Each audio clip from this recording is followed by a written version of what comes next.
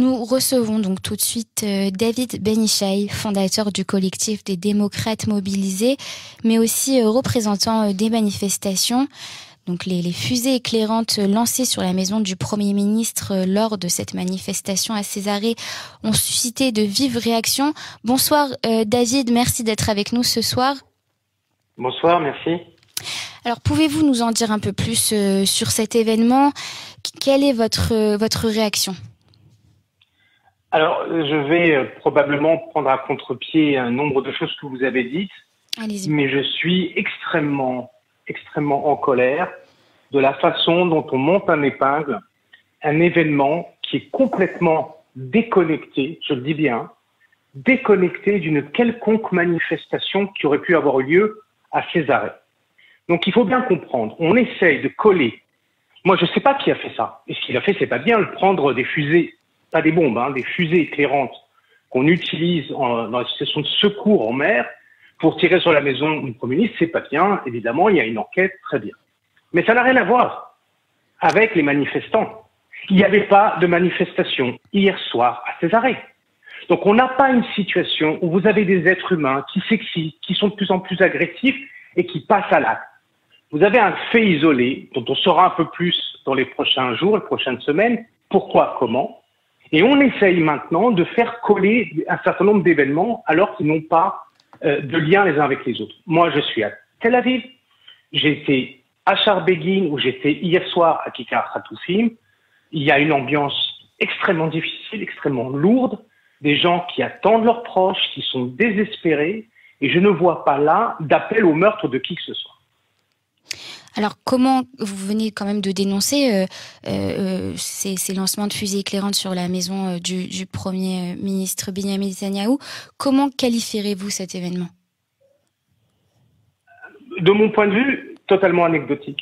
Honnêtement, complètement anecdotique. Je ne pense pas qu'il y a, dans un acte comme celui-ci, il y a de la provocation. Je ne pense pas qu'il n'y a pas les moyens pour causer des dégâts, soit humains, soit matériels. On l'a vu. Vous avez deux fusées en l'air. Moi, j'ai cru au départ, quand on en a parlé ce matin, que ça avait été tiré de façon horizontale, ce qui peut être extrêmement dangereux. Si vous prenez ce type de fusée éclairante et que vous tirez de façon horizontale, vous pouvez tuer quelqu'un à quelques mètres.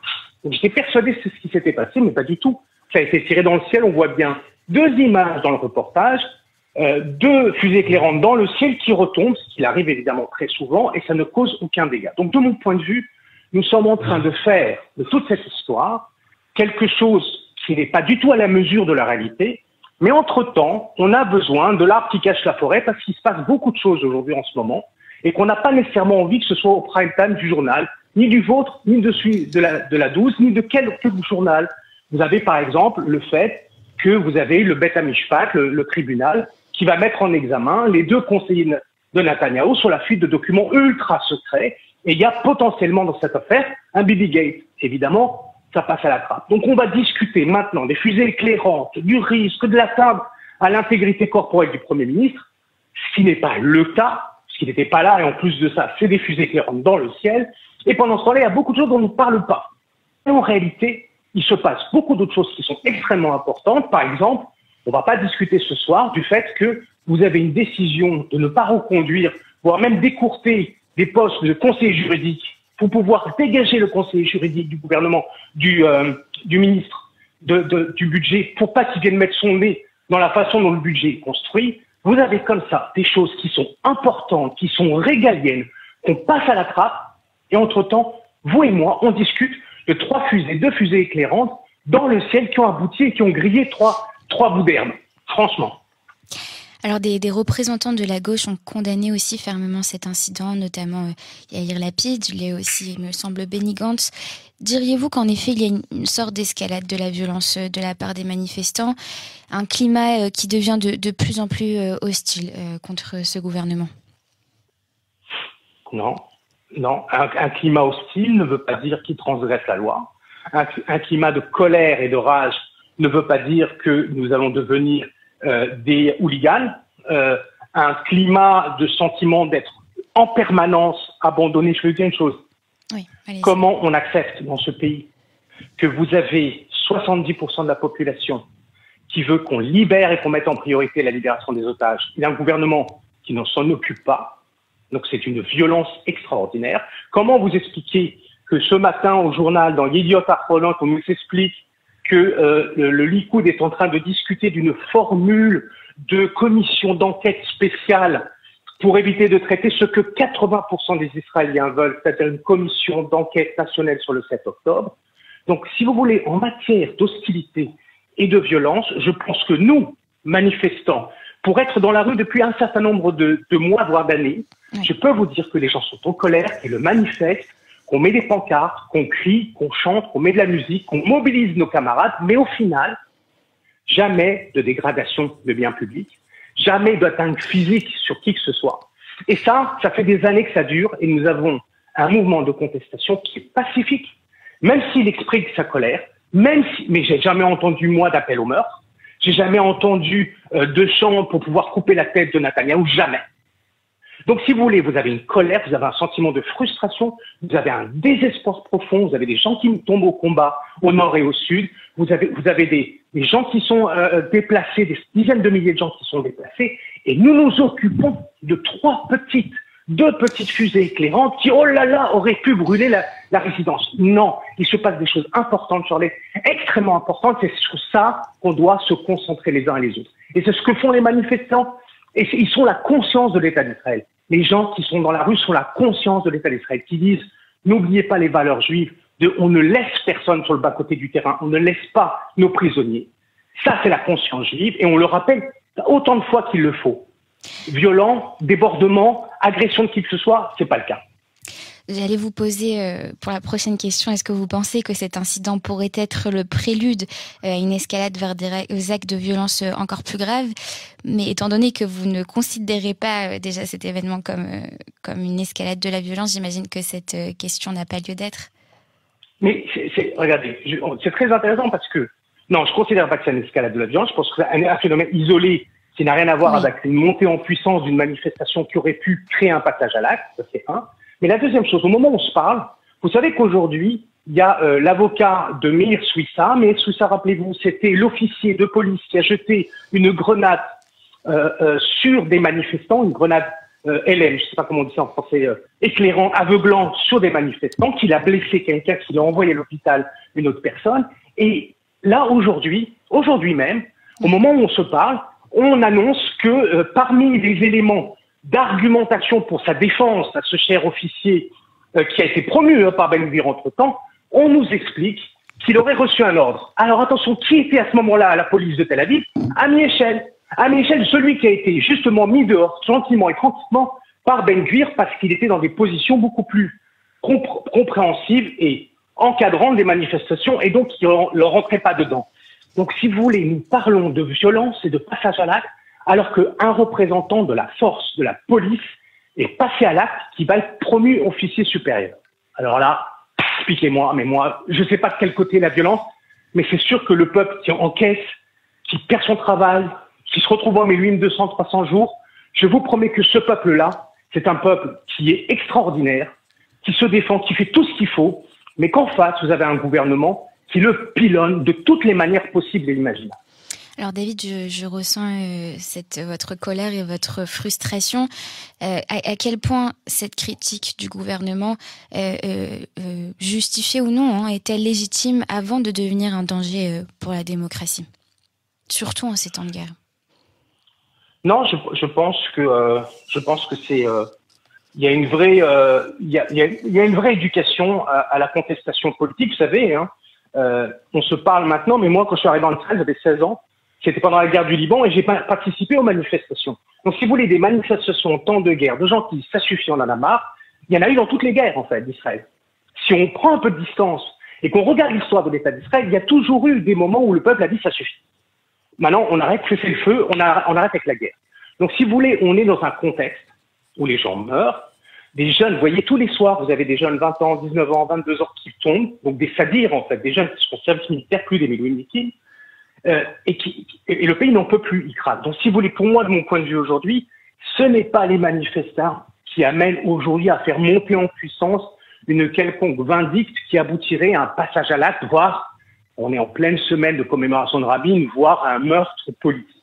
Je n'y crois pas. Tout ça, pour moi, est monté en épingle.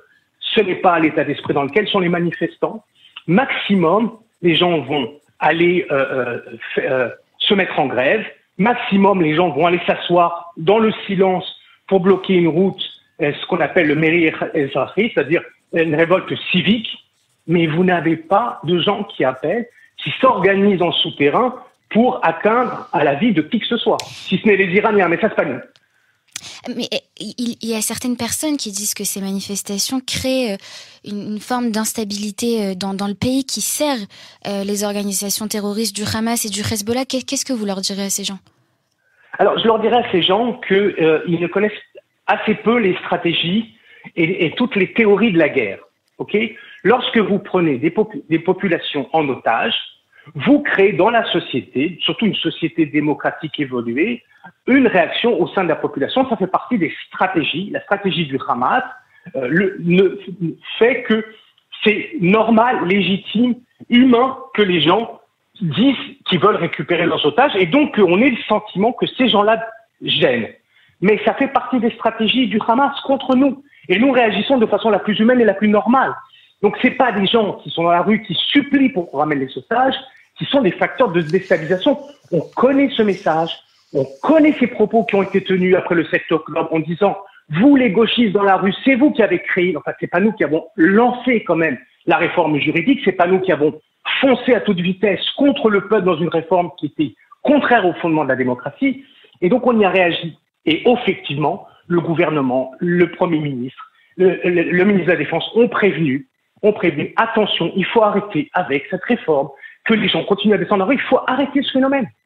Et ça a continué. Et donc, on s'est retrouvé. Donc, aujourd'hui, on a envie de nous faire porter le chapeau sur quelque chose qui, au bout du compte, est de la responsabilité. Vous gouvernez et vous créez les conditions de l'apaisement, les conditions de la paix sociale, ou alors vous les exacerbez. Et aujourd'hui, si on doit se tourner vers un responsable, quel qu'il soit, c'est Netanyahou et le gouvernement. Et le peuple, lui, réagit par rapport à sa douleur, par rapport à son manque, par rapport à son désespoir. Et vous ne pouvez pas lui lancer la pierre. Ce n'est pas lui le facteur de déstabilisation.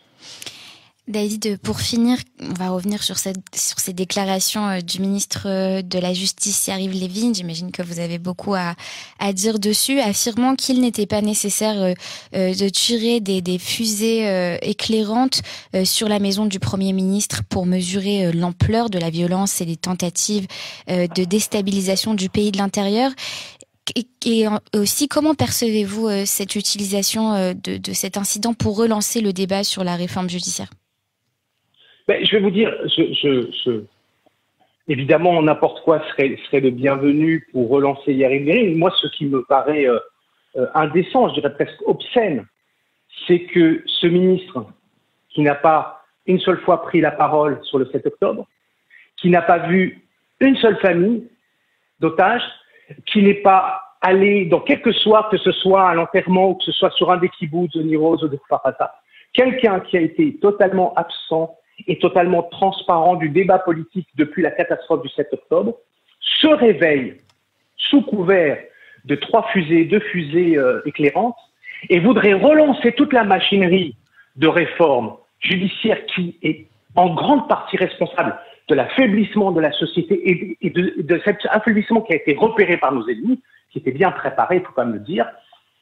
Et si vous voulez, là, moi je regarde ça, c'est d'un cynisme, d'une cruauté et d'un cynisme absolu et total. Vous avez au gouvernement des gens qui n'ont absolument aucun scrupule, absolument aucun regret, rien, qui vont continuer comme si de rien n'était. Mais il y a eu entre-temps le 7 octobre, et entre-temps il y a eu une guerre meurtrière dans laquelle on est engagé, et qui viennent, et même les gens au Likoud disent « Attends, c'est bon, arrête quoi.